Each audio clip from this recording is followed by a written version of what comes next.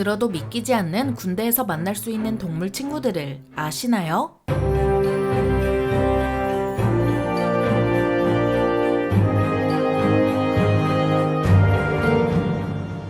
안녕하세요. 지식 스토리입니다. 이번에는 군대에서 만날 수 있는 동물 친구들에 대해 알아볼 텐데요. 동물 친구들 만날 거면 그냥 동물원을 가면 되지 않나 싶지만 군대에서 만나는 동물 친구들은 차원이 다릅니다. 동물원에서 만나는 동물 친구들은 큰 돈을 들여 잘 먹고 잘 살 수 있도록 해주는 데 반해 군대에서 만나는 동물 친구들은 야생 그 자체나 다름이 없는데요. 그래서인지 군대에서 만난 동물 친구들에 대해 썰을 풀면 믿지 않는 사람들이 많습니다. 마티즈만한 멧돼지라던가 독수리를 봤다던가 뭐 그냥 들으면 믿기 어려운 게 사실이죠. 하지만 군부대는 그 특성상 산에 배치되는 경우가 적지 않기 때문에 야생과 아주 가까운데요. 덕분에 고라니는 말해봐야 입만 아프고 멧돼지, 부엉이, 올빼미 등 별의별 동물 친구들을 다 만나게 됩니다. 물론 군부대의 위치에 따라서 비둘기만 보고 지낼 수도 있지만 확실한 건 짬타이거는 어딜 가나 있다는 건데요. 짬타이거는 군부대에 있는 고양이로 군대 짬을 배불리 먹어서 몸집이 큰 게 특징입니다. 길고양이와 마찬가지로 악취가 나는 경우도 있지만 고양이는 그루밍을 통해 자신을 스스로 관리하는데요. 최전방부터 최후방까지 점령한 짬타이거가 등장하는 썰은 정말 수도 없이 많을 것 같습니다. 그렇다면 왜 짬타이거라 불리는 걸까요? 정확한 유래는 알 수가 없습니다. 짬캣이나 짬냥이로 불리지 않는 이유는 타이거가 어감이 좋고 군대답게 강해 보이기 때문 아닐까요?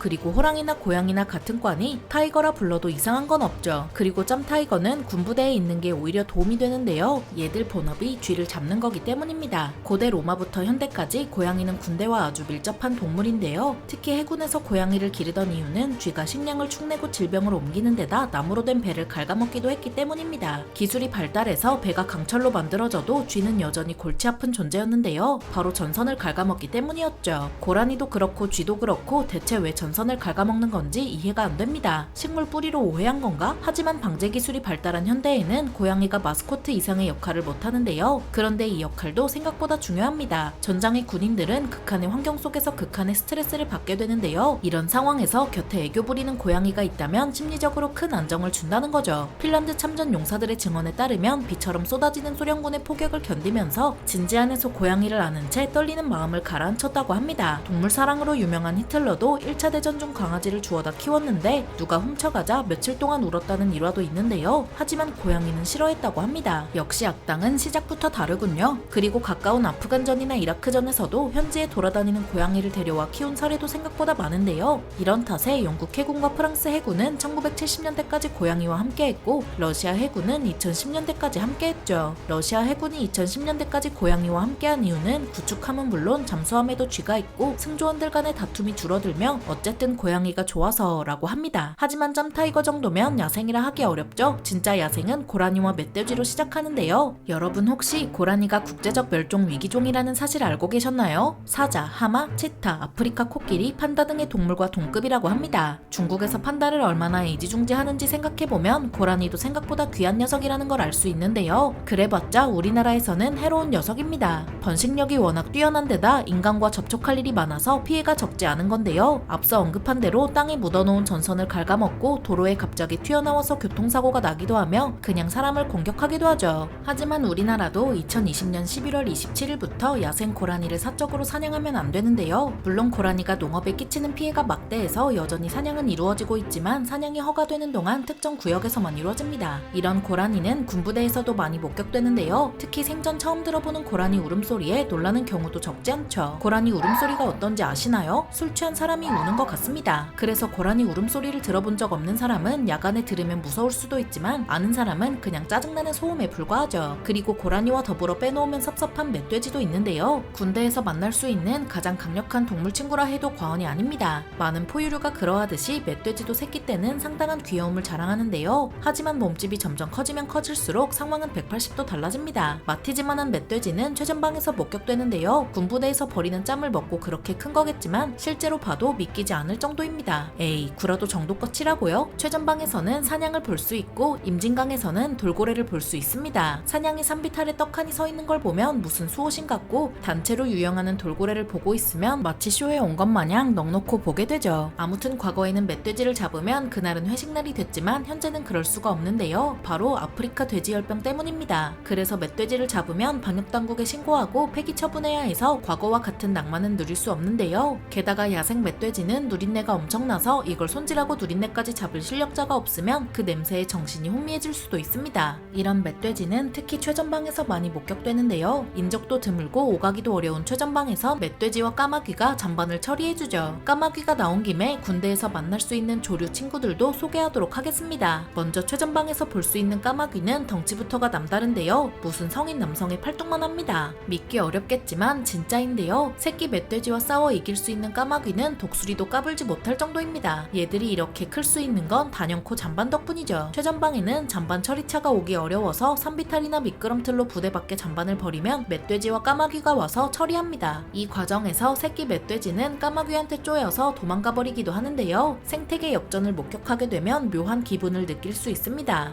그럼 짬타이거는 어떻게 먹는 거지? 역시 간냥이라 할 수 있네요. 아무튼 까마귀뿐만 아니라 독수리도 최전방에서 생각보다 자주 목격되는데요. 독수리가 날개까지 펼치면 사람만 해서 한 번 보면 잊히지 않습니다. 날아다니는 것만 봐도 무슨 행글라이더인 독수리는 최전방의 마스코트라 할 수 있는데요. 하지만 이 녀석조차 까마귀 군단엔 상대가 되질 않습니다. 하늘과 전선을 빼곡하게 메운 까마귀 군단을 보고 있으면 독수리가 괜히 지는 게 아니라는 걸 알 수 있습니다. 게다가 최전방은 무슨 자연의 버프라도 받은 건지 모든 동물이 상상 그 이상으로 큰데요. 이는 곤충도 마찬가지입니다. 팅커벨이란 별명으로 불리는 나방이 대표적인데요. 이 녀석의 이름은 긴꼬리 산노의 나방입니다. 영어로는 제페니즈 몬모스라고 하는데요. 장마철에 팅커벨이 땅바닥에 늘어져 있는 걸 보면 온몸에 소름이 돋는 경험을 할 수 있습니다. 대체 얼마나 크길래 그러냐고요? 웬만한 사람 머리만 합니다. 무슨 곤충이 그렇게 크냐고 할 수 있는데 대형 나방은 실제로 그렇게 큽니다. 최전방에서 복무하게 되면 팅커벨이 활동하는 시기에는 보기 싫어도 계속 볼 수 있는데요. 너무 큰 탓에 지나가다가 맞으면 팍 하는 소리가 나며 장난삼아 배틀크루저라 부르기도 합니다. 하지만 추위에 장사 없다고 얘네도 날이 추워지면 견디지 못하고 우르르 떨어져 있는 모습을 볼 수 있습니다. 그 외에도 정말 다양한 동물 친구들을 군대에서 볼 수 있는데요. 독수리와 같은 조류인 부엉이나 올빼미도 보이고 진지공사를 하다 보면 뱀이 튀어나와서 사람을 놀래기도 하죠. 물론 전투화가 발목까지 오는 덕에 물려도 상대적으로 안전하지만 그래도 조심해야 하긴 하는데요. 왜 개 얘기는 안 하냐고요? 그야 개는 우리의 친구니까요. 군부대에서 그냥 개를 키우는 일도 있지만 정식으로 키우는 건 군견일 텐데요. 이런 군견의 기본 계급은 하사라고 합니다. 그러니까 군견의 계급이 군견병의 계급보다 높은 건데요. 그래서 간부인 군견이 아프거나 죽게 되면 군견병만 고생하게 되는 거죠. 실제로도 군견을 키우는데 들어가는 돈은 생각보다 많이 들어가는데요. 이는 뭐 애견인이라면 모를 수 없는 일이겠죠. 군대에서는 군견뿐만 아니라 무려 사슴을 키우기도 하고 사단장이 기르는 토끼도 존재했는데요. 그래서 군견병처럼 토끼병이라는 보직이 있었다는 거짓말 같은 이야기도 있답니다. 참 다양한 동물 친구들이 있는 것 같죠? 군대에서 만날 수 있는 동물 친구들에 대해 알아봤는데요. 영상이 유익하셨다면 구독과 좋아요 부탁드립니다. 감사합니다. 지식스토리였습니다.